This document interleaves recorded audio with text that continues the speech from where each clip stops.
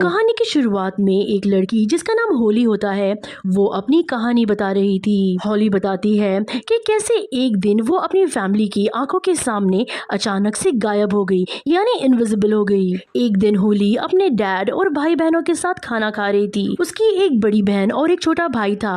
अब उसके डैड उसके भाई बहन को तो खाना सर्व कर रहे थे, लेकिन उसको नहीं दे रहे थे क्योंकि वो किसी को भी दिखाई नहीं दे रही थी। लेकिन तभी वहाँ पर उसकी मॉम आ गई। अपनी मॉम को देख वो एकदम खुश हो गई और उसकी मॉम उसे खाना सर्व करती है। दरअसल होली को उसकी मॉम ही सिर्फ देख सकती थी। होली की मॉम होली से बहुत प्यार करती थी। एक दिन होली की मॉम उसे एक नेकलेस देती है जिसमें एक छोटा सा टेलीस्कोप बना हुआ था। कुछ दिन बाद होली की मदर की हालत एकदम से खराब हो गई क्योंकि उन्हें कैंसर था और एक दिन उनकी तबीयत इतनी खराब हो जाती है कि उनकी डेथ हो जाती है।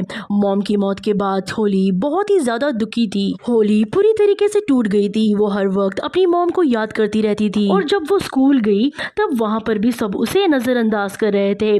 अब ये बात जाहिर है क्योंकि वो उन सब के लिए इनविजिबल थी, क्योंकि वो तो किसी को दिखाई नहीं दे रही थी। होली जब घर आती है तब वो देखती है कि उसके कमरे को उसके घर वाले एक स्टोर रूम की तरह इस्तेमाल कर रहे थे। वहाँ पर उन्होंने फजूल सामान रखा हुआ था जिसे देखकर होली बहुत ज्यादा टूट गई थी। होली को कुछ समझ में नहीं आ रहा था कि वो क्या करे।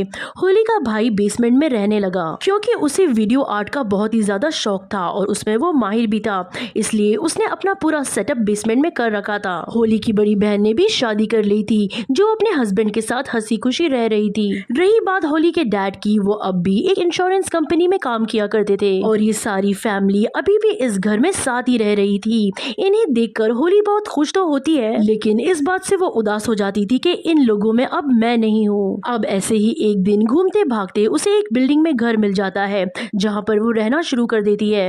अब वो अपने इनविजिबल होने का फायदा उठाने लगी और एक जासूस का काम करने लगी। जैसे कि कोई सेलिब्रिटी या एक्ट्रेस वगैरह किसी के साथ कोई ताल्लुक में होते तो ये चुपके से जाकर उनके रूम में उनकी तस्वीर बनाती है और उसी तस्वीरों को वो एक न्यूज रिपोर्टर को सेंड कर दिया करती थी, जिस वजह से वो बहुत पैसे कमाती थी। इनविजिबल होने के कारण होली जहाँ चाहे जा सकती थी। शर्म, हिचकिचाना, बिना कपड़े बाहर जाना उसके लिए कुछ मायने नहीं रखते थे क्योंकि उसे तो कोई देख ही नहीं सकता था। तो इस वजह से वो इन सब बातों की परवाह नहीं करती थी। अब हमेशा की तरह वो इनविजिबल होके किसी सेलिब्रिटी के रूम में जा रही थी ताकि उसके खिलाफ कोई सबूत इकट्ठा करने के लिए कि तभी एक बाउंसर जिसका नाम शेन होता है वो होली से टकरा जाता है और वो होली को पकड़ लेता है। होली ये देखकर काफी हैरान रह गई क्योंकि उसके मॉम के बाद ये दूसरा इंसान था जो कि होली को देख सकता था। शेन के लिए होली के दिल में बहुत सारे सवाल थे, लेकिन शेन उसके किसी भी सवाल का जवाब नहीं देता और वहाँ से चला जाता है। और जब वो अपने घर वापस आ जाती है तो वो सोचती है कि मैंने इस बाउंसर शेन को कहीं तो देखा है, इसलिए वो अपने पास्ट के एल्बम्स को देखने लगती है। तभी होली को पता चलता है कि शेन एक सेलिब्रिटी था और होली ने शेन और एक एक्ट्रेस की नजदीकियों की फोटो को क्लिक करके एक रिपोर्टर को भेजा था और वो शेन के बारे में और भी बहुत कुछ सर्च करने लगती है। तब उसे पता चलता है कि शेन एक फाइटिंग चैंपियन था। शेन का ताल्लुक एक मॉडल से था। दोनों एक दूसरे को पसंद करते थे, लेकिन होली की जासूसी की वजह से शेन का ये चक्कर दुनिया के सामने आ गया। जो तस्वीर होली ने शेन की बनाई थी उसमें शेन उस मॉडल के काफी करीब था और इस वजह से शेन के सारे फैंस उसके खिलाफ हो गए और इस वजह से शेन थोड़ा डिप्रेशन में चला गया और उस वक्त जब उसने वर्ल्ड चैंपियन की लड़ाई की तब वो हार गया, जिस वजह से उसका पूरा करियर तबाह हो गया। अब जैसे कि होली को ये पता चल जाता है कि होली की वजह से ही शेन की जिंदगी बर्बाद हुई तो वो काफी दुखी हो जाती है। वो ये एल्बम लेकर शेन के पास जाती है और इन सब चीज के बारे में बताती है। वो शेन से बहुत माफी मांगती है। वो कहती है कि तुम्हारा करियर डूबने की वजह मैं हूँ, लेकिन शेन ये सब सुनकर उस पर गुस्सा करता है और उसे यहाँ से जाने के लिए कहता है। होली शेन से कहती है कि मैं तुमसे वादा करती हूँ कि तुम्हारी खोई हुई इज्जत और शोहरत मैं तुम्हें वापस ला कर रहूंगी। शेन को उसकी बातों पर यकीन नहीं होता है, इसलिए वो यहाँ से जाने लगता है। होली उसे बहुत मनाने लगती है कि प्लीज मुझे एक मौका दो ताकि मैं अपनी काबिलियत को साबित कर सकूं, लेकिन शेन उसे नजरअंदाज करके अपने मैनेजर के पास आ जाता है और उसे अपने आने वाली फाइट के बारे में बात करने लगता है। होली भी उसके पीछे पीछे उसके मैनेजर के पास आ गई थी और वो उसके मैनेजर के मैसेजेस पढ़ने लगती है। ये देखकर शेन को काफी हैरत होती है कि आखिरकार ये मेरे मैनेजर को नजर क्यों नहीं आ रही है और मेरे साथ ये क्या हो रहा है, वो मुझे ही नजर क्यों आ रही है। अब मैनेजर मोबाइल में देखकर उसे फाइट के बाद मिलने वाले पैसों के बारे में बताता है। ये देखकर होली जल्दी से बोल पड़ी। वो शेन को बताती है कि तुम्हारा मैनेजर झूठ बोल रहा है, ये फाइट के बाद मिलने वाले पैसे तुम्हें बहुत कम बता रहा है। ये कहकर होली शेन को असली रकम बताती है। शेन तभी उस मैनेजर को असली रकम बताता है। ये सुनकर मैनेजर को काफी हैरत हुई और बहुत ज्यादा शर्मिंदगी भी हुई और उस मैनेजर को मजबूरन ये डील करनी पड़ती है। उसके बाद शेन और होली बाहर आ गए। शेन होली की ये महारत देखकर काफी हैरान था। पूछने पर होली बताती है कि मैं सिर्फ तुम्हें ही नजर आ रही हूँ। शेन इन बातों पर बिलीव नहीं करता और अब होली शेन को यकीन दिलाने के लिए एक गाड़ी के सामने आकर खड़ी हो जाती है और इससे पहले कि वो गाड़ी होली से टकराती, शेन होली को बचा लेता है और वो ड्राइवर शेन को ही सुनाने लगता है क्योंकि होली तो उसे दिखाई नहीं दे रही थी। और अब शेन को कहीं ना कहीं इस बात पर यकीन आ गया था कि होली किसी को नहीं दिखाई देती। अब होली उसे कहती है कि लगता है हम किसी वजह से ही एक दूसरे से जुड़े हुए हैं और इस वजह से हमें एक दूसरे की मदद करनी चाहिए। शेन एकदम हैरान हो जाता है और होली से कहता है कि कल तुम मेरे घर आ जाना, हम डिटेल में बैठकर बात करेंगे। अगले दिन जब होली शेन के घर जाती है तब होली को देख के शेन का डॉग भी नहीं भौंकता। ये देखकर अब शेन को भी यकीन हो गया था कि हाँ वो इनविजिबल है। शेन अब होली को अपनी कहानी सुनाने लगता है। वो कहता है कि जब मैं छोटा था तब मेरे सौतेले डैड ने मुझे घर से निकाल दिया था और घर से निकलते ही लोगों ने मुझे परेशान करना शुरू कर दिया, जिस वजह से मैं हमेशा परेशान रहने लगा था और इन सब से बचने के लिए मैंने फाइट करना शुरू कर दी थी और तब से लेके अब तक मैं एक फाइटर ही हूँ। वो होली को बताता है कि आज एक जगह मेरी एक फाइट है। उस फाइट को देखने होली भी जाती है और जब वो $300 के लिए शेन को इस तरीके से लड़ते हुए देखती है तब वो उसे कहती है कि तुम्हें इससे बड़े लेवल पर लड़ना होगा क्योंकि तुम इस छोटी मोटी फाइट के लिए नहीं बने हो, तुम इतने काबिल हो कि तुम्हें उस मुकाबला करना चाहिए। इस बात पर शेन उसे कहता है कि मुझसे लड़ने के लिए कोई भी फाइटर तैयार नहीं है क्योंकि मेरी फाइट में कोई भी टिकट नहीं खरीदेगा। ये सुनकर जब होली अपने घर आई तब वो मशहूर फाइटर्स लोगों की लिस्ट चेक करने लगती है। तभी होली को एक ऐसे फाइटर के बारे में पता चला जिसके ऊपर नशे की दवाई लेने का इल्जाम था। ये देखकर होली इंटरनेट से नशे की उस दवाई की तस्वीर लेती है और उस फाइटर को सेंड करती है और उसे ब्लैकमेल करती है कि अगर तुमने शेन से फाइट ना की तो मैं इस बारे में सबको बता दूंगी। उसके बाद वो शेन के पास आ गई। थोड़ी ही देर में शेन के पास उसके मैनेजर की कॉल आई जो उसे बताता है कि वो फाइटर तुम्हारे साथ फाइट करने के लिए मान गया है और ये वही फाइटर था जिसपे नशे की गोली लेने का इल्जाम था और जिसने पहले शेन से फाइट करने के लिए मना कर दिया था। और अब होली की ब्लैकमेलिंग का उस पर असर हो गया और अब वो फाइट करने के लिए मान गया था और ये एक काफी बड़ी खुशखबरी थी। इस फाइट से शेन काफी हैरान था और बहुत खुश भी और काफी जोश और दम से फाइट की तैयारी करने लगता है। अब आखिर वो दिन आ ही गया जब इनकी फाइट थी। रिंग में आकर ये दोनों लड़ने लगे। होली भी ये फाइट पास से देखना चाहती थी लेकिन उसे भीड़ भाड़ में जाना पसंद नहीं था, इसलिए वो शेन के घर में बैठ के ही फाइट देख रही थी और आखिरकार शेन इस फाइट को जीतकर सबको हैरान कर देता है। जीतने के बाद जब वो घर आया तब होली से मिलकर बहुत खुश हो जाता है। उसके बाद जब वो लोग खाना खा रहे थे तब शेन होली से उसके इनविजिबल होने के बारे में पूछता है कि आखिर क्या हो गया कि वो इनविजिबल हो गई और वो क्यों किसी को नहीं दिखती। लेकिन होली इस बात को गलत वे में ले लेती है और वो शेन को बुरा भला कहने लगती है क्योंकि होली को ऐसे लग रहा था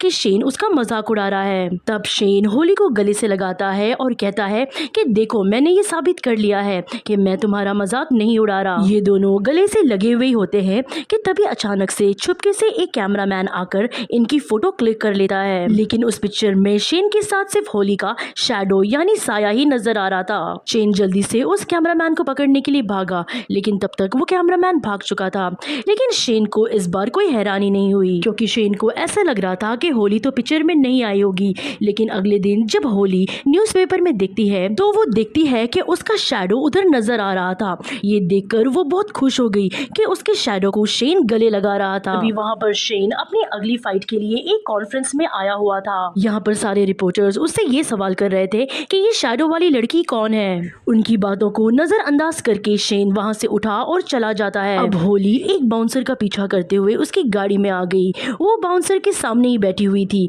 लेकिन बाउंसर को दिखाई नहीं दे रही थी। वो उस बाउंसर को एक तस्वीर शेयर करके ब्लैकमेल करती है कि तुम शेन से फाइट करो, वरना कल रात तुमने जिस लड़की के साथ रात गुजारी है मैं उसके बारे में सबको बता दूंगी। और हाँ, लेकिन तुमको ये फाइट हारनी होगी।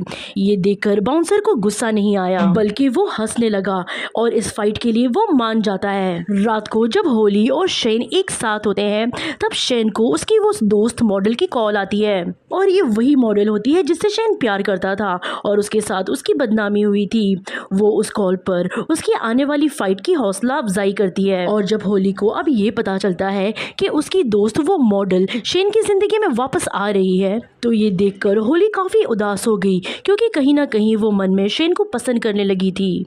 और उसके बाद उस फाइट का दिन आ गया जहां पर शेन बड़ी आसानी से उस बाउंसर को हरा देता है। अब होली शेन के साथ एक फाइट की अफवाह एक बड़े फाइटर के साथ उड़ाती है, जो कि एक बहुत बड़ा फाइटर था जिसका नाम एडिला था। लेकिन एडिला शेन के साथ फाइट करने के लिए मना कर देता है। मौका पाकर होली एडिला के घर घुस गई थी। उसके घर में हर जगह उसे ब्लैकमेल करने के लिए कोई क्लू ढूंढने लगती है, लेकिन उसे वहाँ पर कुछ भी नहीं मिलता। अब होली को अपने घर वालों की याद आ रही थी, तो इसलिए वो उन्हें देखने उसके घर पर गई। तभी उसे ये पता चलता है कि उसकी बड़ी बहन माँ बनने वाली है, लेकिन किसी वजह से वो ये बात अपने हस्बैंड को बताना नहीं चाहती। और अब जब होली शेन को मिलने बार में जाती है तो वो देखती है कि शेन उस मॉडल के साथ बैठा हुआ था। ये देखकर वो काफी दुखी हो गई और वहाँ से जाने लगती है। तब उसके पीछे पीछे शेन भी आता है। वो होली से कहता है कि देखो होली, तुम मेरी जरूरत हो, लेकिन वो मेरा माजी है और मेरा प्यार है और उसके साथ रहना मेरी मजबूरी है, क्योंकि आज भी मैं उसे पसंद करता हूँ। ये सुनकर होली एकदम से टूट जाती है। वो शेन को किसी के साथ बर्दाश्त नहीं कर सकती थी, इसलिए वो शेन को वहाँ पर अकेला छोड़कर चली जाती है। अब हर जगह शेन और उस मॉडल के बारे में बताया जा रहा था, जो देखकर वो और दुखी हो गई। शेन से अलग होने के बाद होली एकदम नशे में पड़ गई थी। एक दिन उससे मिलने शेन आता है।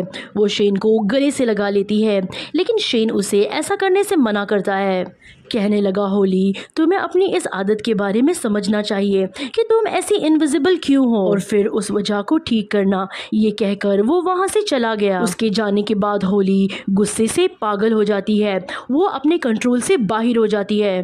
पूरे घर का सामान तोड़कर इधर उधर बिखेरने लगती है, जहाँ पर उसके साथ उसके मॉम का दिया हुआ नेकलेस भी टूटकर गिर जाता है। अगले दिन जब होली उठती है तो वो खुद को देख के मिरर में हैरान हो जाती है, क्योंकि अब वो अपने आप को मिरर में भी नहीं देख पा रही थी। और ये बताने के लिए जब वो शेन के पास गई तब वो शेन को भी नहीं दिखाई दे रही थी। ये देखकर वो बहुत ज्यादा हैरान हो जाती है और पूरे शहर में घूमने लगती है, क्योंकि उसे समझ ही नहीं आ रहा था कि अब वो क्या करे। दूसरी तरफ हम शेन और उस मॉडल को देखते हैं, जो शेन की ट्रेनिंग देकर बहुत खुश हो रही होती है। वो शेन से कहती है कि देखना, तुम इस बार भी एडिला से जीत जाओगे, क्योंकि हारने वाले लोगों से मैं ताल्लुक नहीं रखती हूँ। ये सुनकर शेन को थोड़ा अजीब लगा।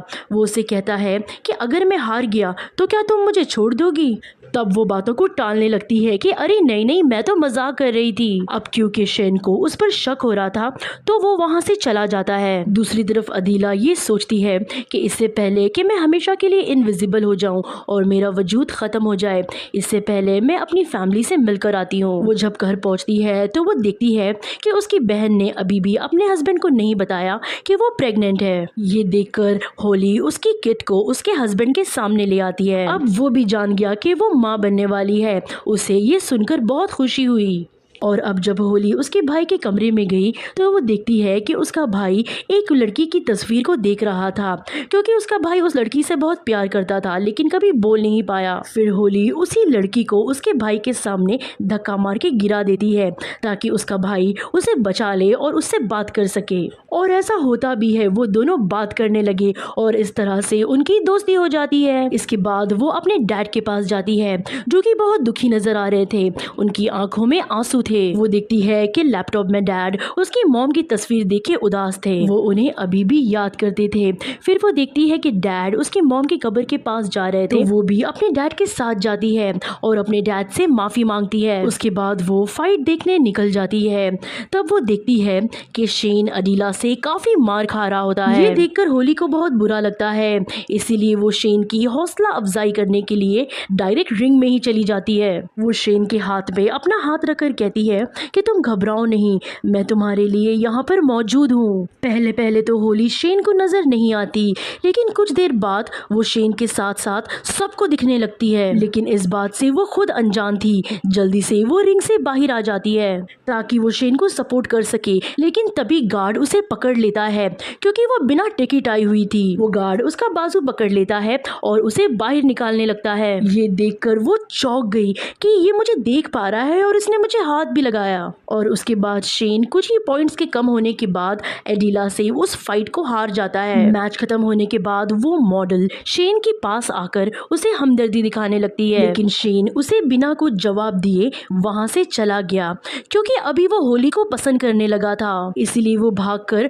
होली के पास जाता है जहां पर गार्ड होली को उस स्टेडियम से बाहर निकाल रहे थे। शेन उनसे कहता है कि रुक जाओ, ये मेरे साथ है, और तब वो होली को अपने गले से लगा लेता है।